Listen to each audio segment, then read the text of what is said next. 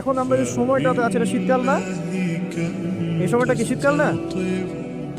আমি দেখছি আমি ছাড়া আপনারা সবাই শীতের কাপড় পরেছেন বাসা। খুব ঠান্ডা।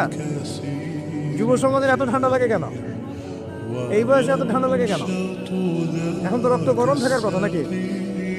ঠান্ডা লাগে খুব? তাহলে তো সমস্যা। আচ্ছা, এটা তো শীতকাল চলছে নাকি? শীতকাল সম্পর্কে দুটো কথা বলে যে আপনার উপকার হবে ইনশাআল্লাহ, আমাদের উপকার হবে ইনশাআল্লাহ। একটা হাদিসে আসছে শীতকালটা হচ্ছে মুমিনদের জন্য গনিমত। মুমিনদের জন্য কি গনিমত? মানে হচ্ছে একটা সম্পদ, যে সম্পদটা যুদ্ধ করে লব্ধ করতে হয়, কিন্তু এখানে কোনো যুদ্ধের প্রয়োজনই হচ্ছে না। গনিমত, উপহার, গিফট। কিরকম? শীতকালে রাতটা হয় লম্বা। রাত কি হয়? লম্বা হয় না? এতে করে সারা রাত আপনি অনেক ইবাদত করতে পারবেন। আর দিনটা হয় ছোট। দিনটা ছোট হয় না? এতে করে আপনি দিনের বেলা সওম বা রোজা রাখতে পারবেন।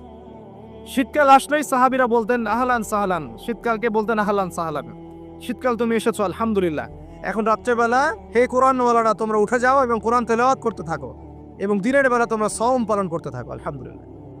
তো শীতের রাতটা কাজে লাগাতে পারি না আমরা? রাতের একটা অংশ ঘুমিয়ে যাবেন, শেষ অংশে উঠে তাহাজ্জুদ পড়বেন এবং কোরআন তেলাওয়াত করবেন এবং আল্লাহর কাছে হাত তুলে দোয়া করবেন। ইনশাআল্লাহ শেষ অংশে, রাতের শেষ অংশে আপনি যে দোয়াই করবেন, আপনার রিজিক যদি হালাল হয় ইনশাআল্লাহ কবুল হয়ে যাবে।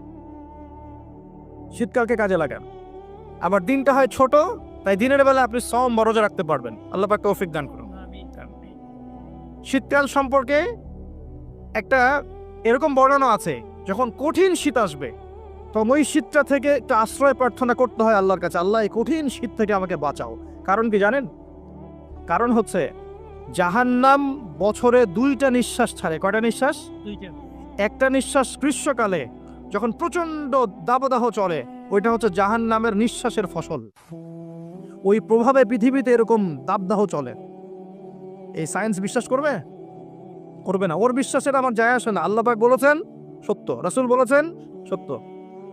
আরেকটা হচ্ছে শীতকালে যখন প্রচন্ড ঠান্ডা, তখন শীতকালে জাহান্নামের এমন একটা জায়গা আছে যেটা কিন্তু শীতল জায়গা। জাহান্নামের পুরো জায়গাটাই কিন্তু আগুন নয়, এমনও জায়গা আছে যেটা কি খুব শীতল। ওই শীতল অংশ শ্বাস ছাড়লে এই যে পৃথিবীতে সেই এই শীতের একটা প্রভাব চলে আসে, প্রচন্ড ঠান্ডার শৈত্যপ্রবাহ চলে আসে। এটা হয়তো অনেকে বিশ্বাস করবে না, মনে করবে যে ধর্মান্ধ কথাবার্তা। হাদিসে আছে নবী সাল্লাল্লাহু আলাইহি ওয়াসাল্লাম বলেছেন, কে সত্যবাদী? এই পুরো সভ্যতা না রাসূল সাল্লাল্লাহু আলাইহি ওয়াসাল্লাম? এই বিশ্বের সমস্ত মানুষ সত্যবাদী বেশি না আল্লাহ রাসূল বেশি সত্যবাদী? ব্যাস, আর কোনো দরকার আছে কথার? শীতকালটা কাজে লাগাই।